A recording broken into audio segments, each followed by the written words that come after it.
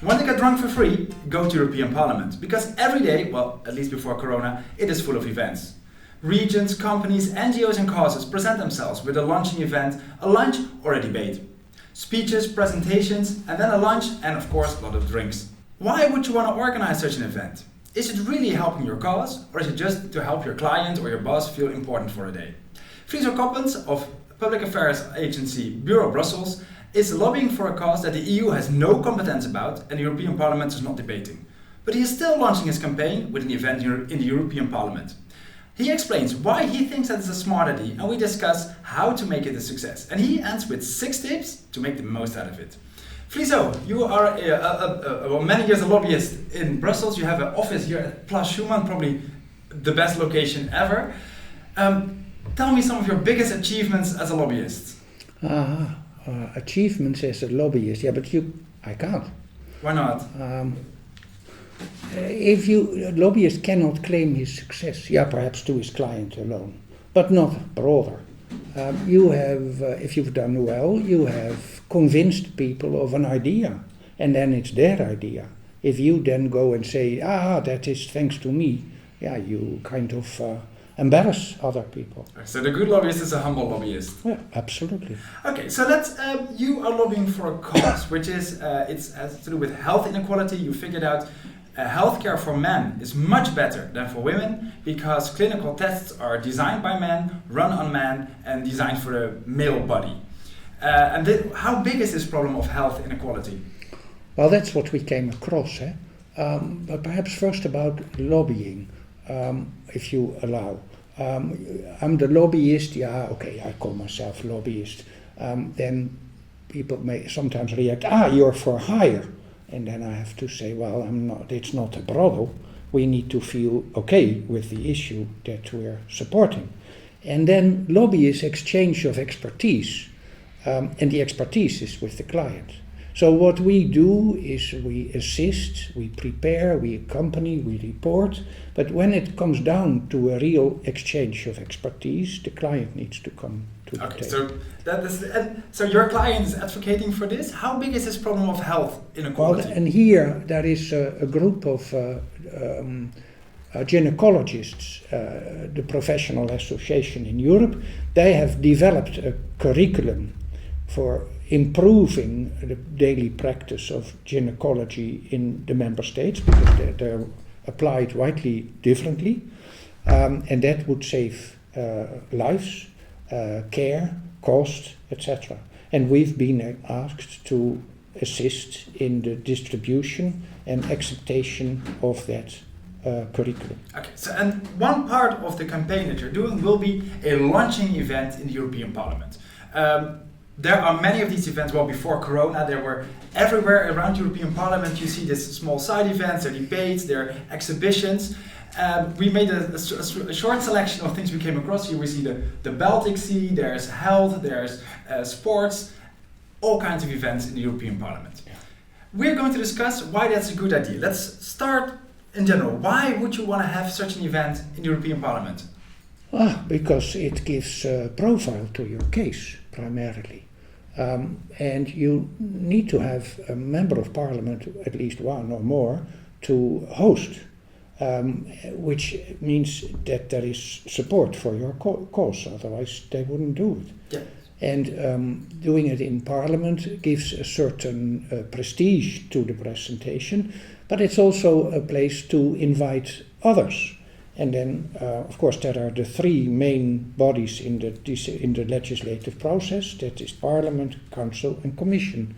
So you invite the officials, the relevant officials of the Commission, the Council, permanent representation, or whatever, to attend, to participate in the event in Parliament. But first of all, the cause you're striving for is health. That's a national competence. The EU has nothing to say about it. And then it's not even so political because it has to do with academic freedom. It's more the doctors themselves need to do it. Why would you want to go to the European Parliament then? Well, health really is a national authority. And we learned that with the Corona crisis, that every country developed its own plan. It's in the treaty. Health is excluded from common policy. Yeah.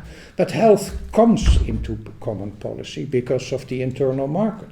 It began with somebody who fell ill in another country and wanted to use his health insurance. It was denied, and then the decision was that cannot be denied. We're in an internal. So basically, any topic there's always a European connection.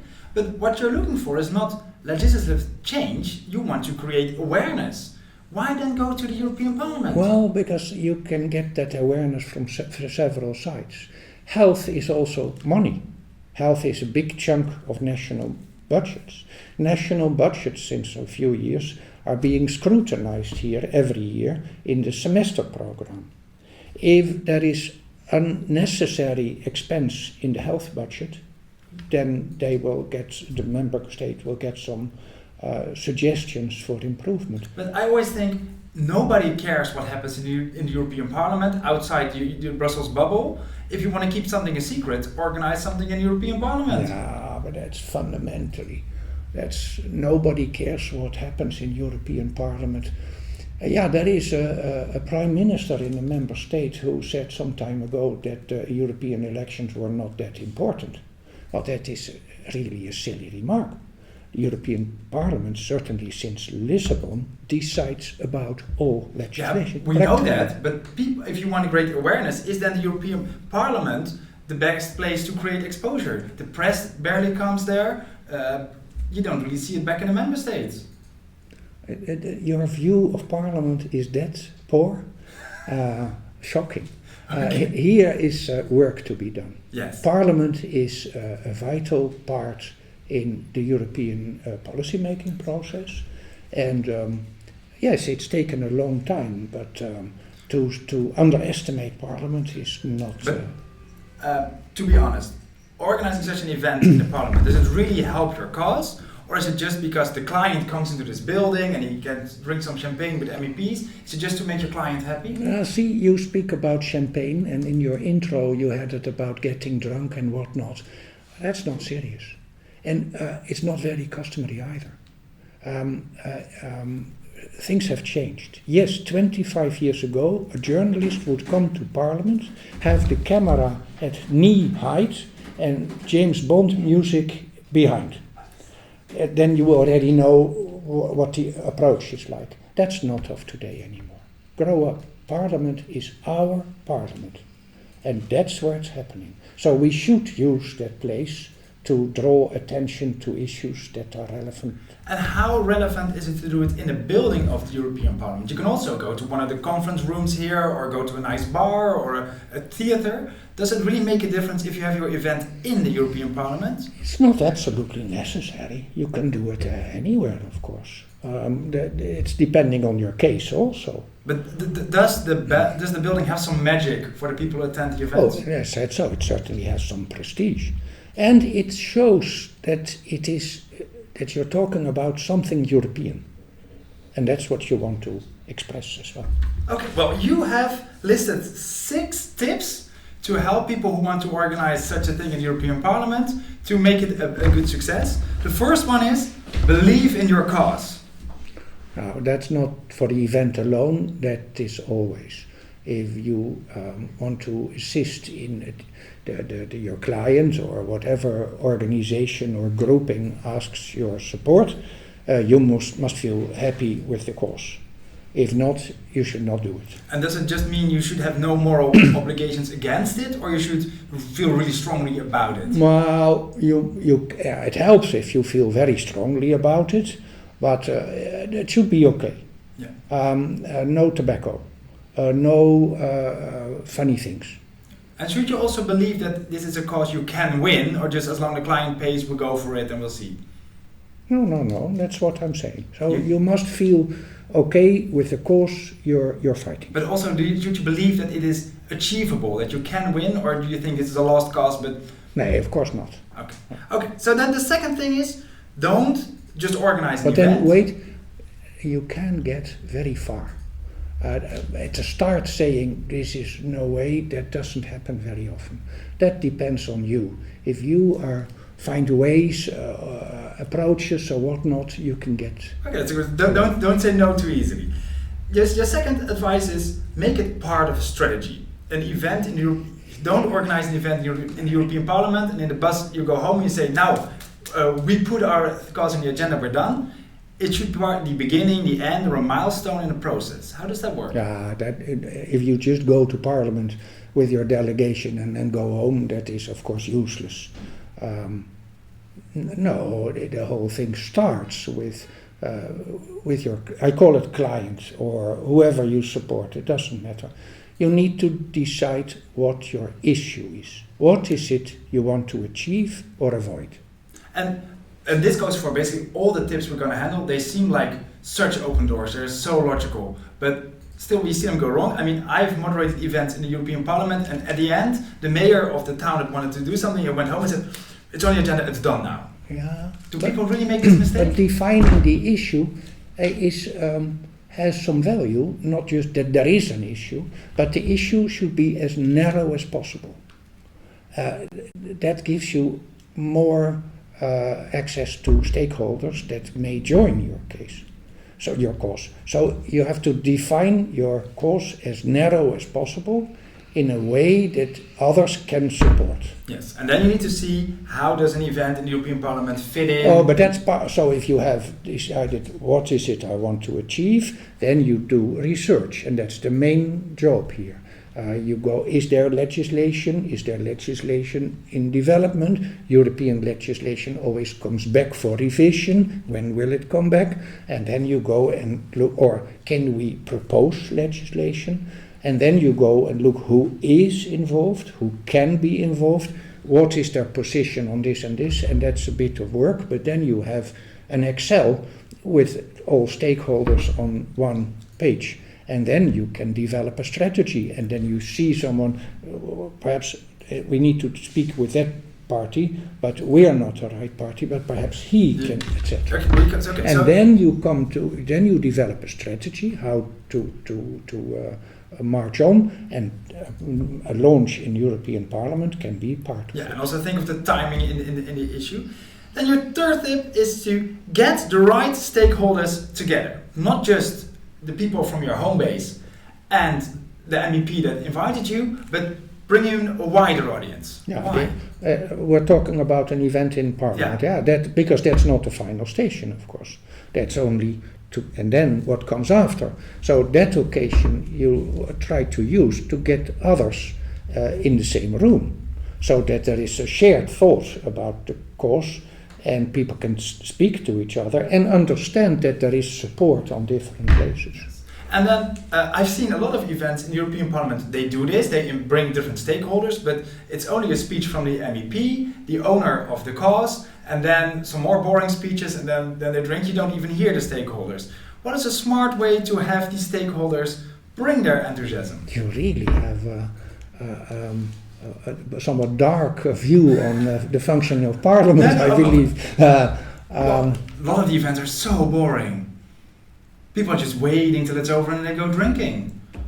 Wow. Because that's where the magic happens. That's where the networking goes. That's where people really talk to each other. You should join and make it a party, or at least a lively event. No. Well, I am for hire. Yeah. No. Well, any event you organize, and that is part of a route that you're going. There should be a next step coming from it, ideally. Yeah, then you try to make it as lively or that people can experience something. We once did a launch on an issue that was about for people that are poor-sighted. So we had glasses with different degrees of poor-sightedness, and then people could experience what we're talking about. So it really makes them. And also you say, in the room you have the people that are super enthusiastic about your cause, they're ambassadors. They are the people who are not yet convinced. Make the ambassadors bring their enthusiasm to the people who need to be convinced. Well, that is what you are looking for. You've defined your issue, and what you're looking for is support. And if in such occasion can be the place to get more support for your cause. Okay, then we have tip 4, which is bring an ambassador or a patron. Yeah, that's not a general rule, but if you have a cause and you can have a celebrity allowing you to use the name already, that gives profile and it gives a good feeling. If he or she has confidence in this, perhaps I should also. Okay, so we have a clip of a very famous part. This is Emma Watson addressing the UN about men helping women for feminism. And now let's turn to a young woman who has chosen to lend her voice to this very important solidarity movement. I think it is right that I should be able to make decisions about my own body. I think...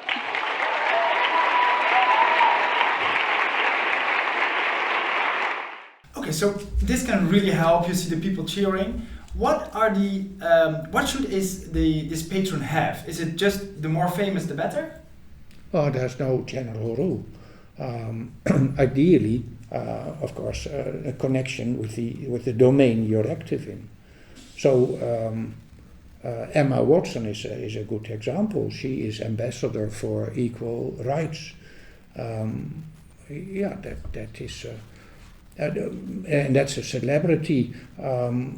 It may be that you want. It depends on the situation again. Yeah. You want a name that gives comfort to others that you're not cheating on. Okay, so famous helps, but also it should be someone that is trustworthy, so people think if that person lends their name to the cause, it must be legit. And also someone already connects, so people in their heads already... Yeah, and famous, that needs not be world famous like Emma Watson. It can be if you're in a specific domain, if you have a famous name in that domain, that could also... Yeah, for one of your causes, you had Herman van Rompuy as the patron. I can imagine that man is, well, he has everything, he's famous in the bubble, he is legit, and he's connected to proper governing. But of course that man gets 100 requests a day. What is your secret to getting him? What is? The secret to getting him to your cause? Well, first have a good cause. And that was the poor-sighted people having limited access or difficulty with payment terminals. And there are 80 million people in Europe that have difficulty using payment terminals because they cannot properly see.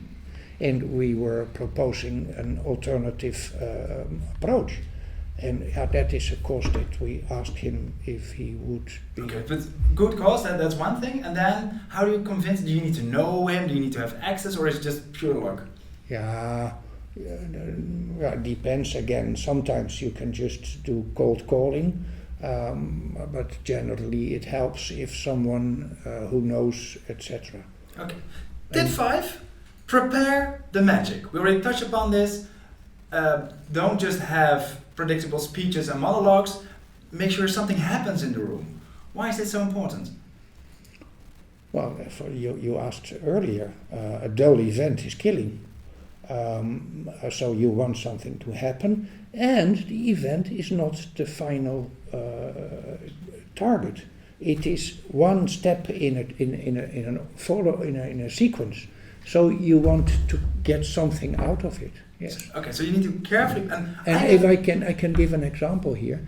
We had this on the accessibility of payment terminals, where you put your bank card to pay in the shop. And then we invited the manufacturers of those machines to also attend. And they were not aware that there are 80 million Europeans that cannot properly use their machines. So for that cause, we don't need the legislation anymore. We have now that the manufacturers are full speed to develop models that do function for just because you invited them, and also because the way you had the event, it inspired them. I have a lot of clients who say, don't plan too much how the debate is going, just see how it evolves. I always say that's a bad thing, because if you don't plan interaction, it's always going to be predictable. Yeah, or it's risky. It can go any way. No, plan is, but you do prepare, and you do invite people to speak because you think they can contribute to the cause. Okay, and now I'm really advocating for my own business, but how bad is the idea of having an MEP chair your event? Because then it gets unpredictable. No. Why? No. again, in same event, and we had an MEP hosting the event, and he was very involved in the cause that we are working on. Okay, and then the last one is kind of the opposite of prepare and plan very well. It's go with the flow. Yeah, that is always. You can prepare and every detail and whatnot, but then you must also let go at some time. And also you say, don't be too much focused on your own schedule and your plan. Have your antenna out for what happens. How would you do that? But that's the kicks of this work. This is the nicest job you can have. There is no a manual, how do you do a case. So while working on a case, you get more insights, you get different perspectives, and you can change, and you should. So there is no recipe how to do a lobby project. So once you have done your planning of the event right, you have a good program, then let go and watch carefully what happens.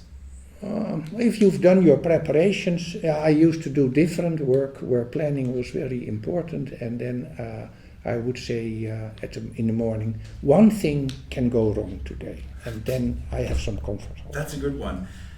Since you're a lobbyist, and the word lobby comes from people hanging around the corridors of power and just accidentally bumping into people, since Corona, there's no accidentally bumping into people anymore. Did your work fundamentally change? Well, we're still getting used to it. That hanging around in corridors is a minor part of the work. Most of the work is doing your research, have creative sessions, develop an approach, and then meeting people does play a role. It's like commerce. There's the same thing. That is what we're going to see. We're going to see. The Commission is very much tuned into video conferencing. So we have, but the accidentally bumping into people, is that a crucial part of lobbying, or is it really overrated?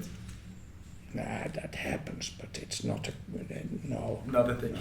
It might take a while before the European Parliament allows events inside again. Yeah. How bad would that be for EU policy making? That's difficult to measure, but everything is suffering. Yeah. Okay. It's not easy. We all are in a dark period, and it may even become a bit darker still. Okay, well, Friso, I want to thank you so much. Good luck with finding the new ways in Corona times, and I hope your 6 tips help people who aspire to have an event very much. Thank you very much. Thank you.